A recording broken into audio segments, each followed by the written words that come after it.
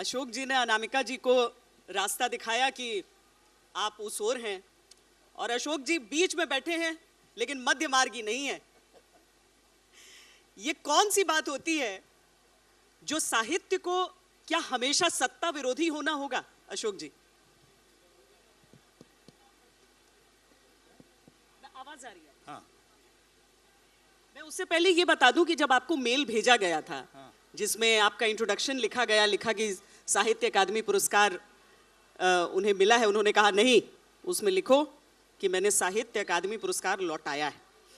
तो आजकल कुछ जुमले हो गए हैं जिनसे लोगों को बांधा जाता है। एक अवार्ड वापसी गैंग कहा जाता है सर। हाँ, आप ही ने कहा शायद। हाँ, नहीं, सब कहते हैं। आप पूछिए अवार्ड वापस करने वाले को, मतलब कुछ एक खान मार्केट गैंग होता है। उसमें नहीं जाऊंगा जी, लेकिन आपने जो सवाल पूछा, असल में सत्ता का साहित्य से संबंध हमेशा तनाव भरा है। वो कभी कभी घोर विरोध में बदलता है, जैसा इस समय बदला हुआ है, जब सत्ता बहुत आतंककारी, क्रूर, हिंसक, लोकतंत्र का विनाश करने वाली हो जाए तब। लेकिन अगर आप पिछले 100 वर्ष का हिंदी साहित्य देखें तो सत्ता जो भी रही हो, पहले औपनिवेशिक शासन था, साहित्य उसके विरुद्ध था। बाद में जब लोकतंत्र बना तो लोकतंत्र की जो विकृतियां थीं, जो लोकतंत्र की अपर्याप्तताएं थीं, अधूरापन था, उसकी जो कमजोरियां थीं, उनको लेकर साहित्य हमेशा मुखर रहा है। तो ये साहित्य का अभिशाप नहीं है कि उसे सत्ता का विरोध करना है, ये उसकी नियति है, उसके स्वभाव में है कि वो प्रश्न पूछे, और वो प्रश्न इसलिए पूछने का हकदार है कि साहित्य उन विधाओं में से है जो खुद अपने पर भी प्रश्न उठाते हैं। अपने पर प्रश्न उठाने वाले को ये हक है नैतिक कि वो दूसरों से भी प्रश्न पूछे।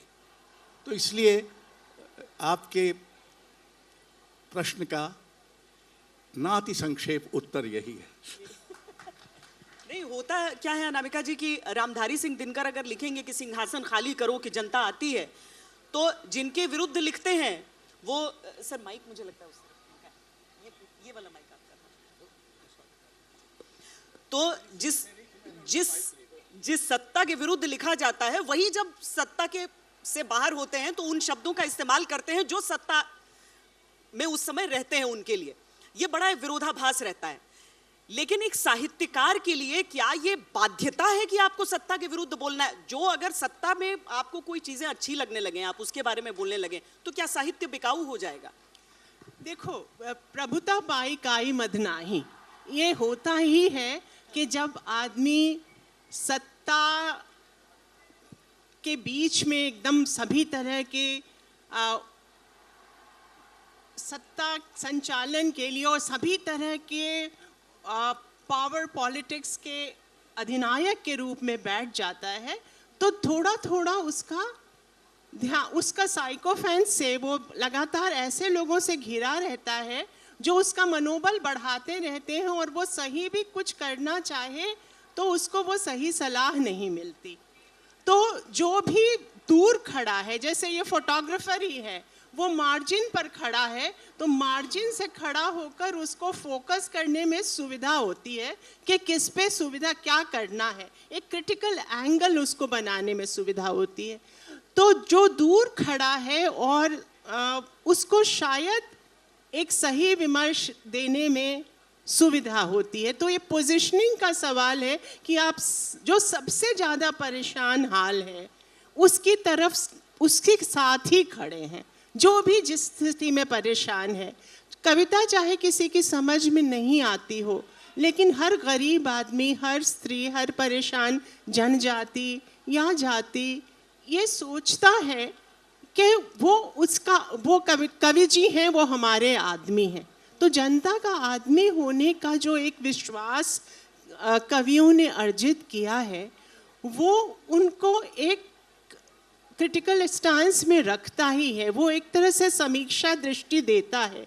लेकिन पॉलिटिक्स ऑफ ह्यूमिलिएशन का जवाब पॉलिटिक्स ऑफ ह्यूमिलिएशन देना ज़रूरी नहीं है कि उससे, वो एक तरह से ताकीद करता है। वो एक तरह, इसीलिए कांता सम्मित उपदेश कहते थे कविता को, साहित्य को हमेशा। और देव सम्मत उपदेश भी होते थे और मित्र सम्मत उपदेश भी होते थे।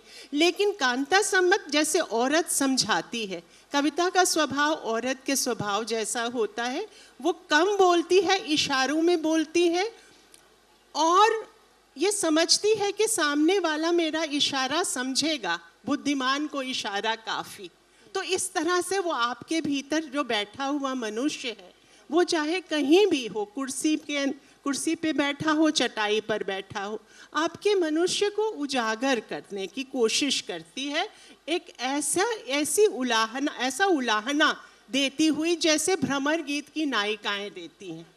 इसमें किसी को ध्वस्त करने की बात नहीं है, चुपचाप झील की तरह हो जाने की बात है, जिसमें अपना चेहरा कोई देख सकता हो, है ना।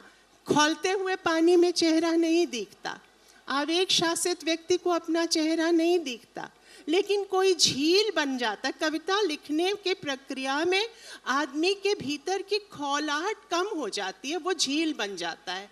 तो वो अपना भी चेहरा देख लेता है और जो उसमें सामने देखने की का धैर्य रखता है वो भी अपना चेहरा देख लेता है। तो ये पूरी प्रक्रिया ही झील बन जाने की प्रक्रिया है, जो अतिरेकों के निषेध से पैदा होती है।